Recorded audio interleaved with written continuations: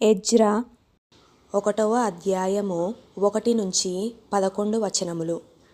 పారసిక దేశపు రాజైన కోరెషు ఏలుబడిలో మొదటి సంవత్సరమందు యిర్మీయా ద్వారా పలుకబడిన తన వాక్యమును నెరవేర్చుటకై యెహోవా పారసిక దేశపు రాజైన కోరెషు మనస్సును ప్రేరేపింపగా అతడు తన రాజ్యమందంతటా చాటింపు చేయించి వ్రాతమూలముగా ఇట్లు ప్రకటన చేయించెను.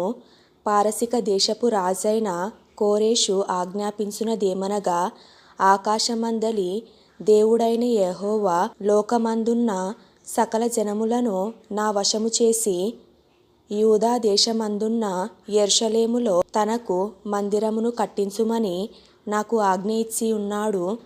కావున మీలో ఎవరు ఆయన జనులై ఉన్నారో వారు యూదా దేశమందున్న యెరూషలేమునకు బయలుదేరి యెరూషలేములోని దేవుని మందిరమును అనగా ఇశ్రాయేలీయుల దేవుడైన యెహోవా మందిరమును కట్టవలెను. వారి దేవుడు వారికి తోడైయుండునుగాక. మరియు యెరూషలేములో నుండు దేవుని మందిరమును కట్టించుటకై స్వేచ్ఛార్పణమును గాక ఆయా స్థలములలోని వారు తమ యొద్ద నివసించు వారికి వెండి బంగారములను వస్తువులను పశువులను ఇచ్చి సహాయము చేయవలెనని ఆజ్ఞాపించెను.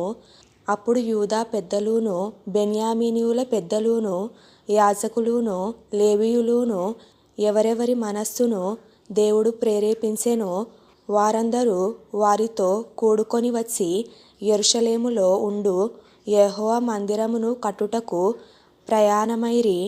మరియు వారి చుట్టూనున్న వారందరూను స్వేచ్ఛగా అర్పించినవిగాక వెండి ఉపకరణములను బంగారును పశువులను ప్రశస్తమైన వస్తువులను ఇచ్చి వారికి సహాయము చేసిరి.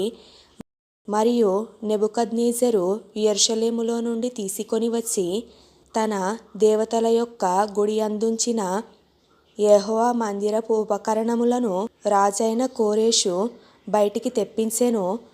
పారసిక దేశపు రాజైన కోరెషు తన ఖజానాదారుడైన మిత్రిదాతు ద్వారా వాటిని బయటికి తెప్పించి లెక్క చేయించి యూదులకు అధిపతియగు షెష్బజ్జరు చేతికి అప్పగించెను.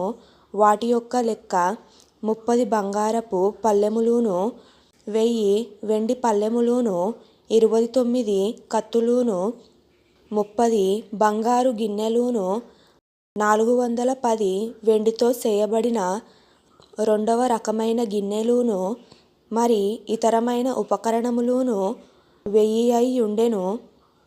బంగారు వస్తువులును వెండి వస్తువులును అన్నియు 5400.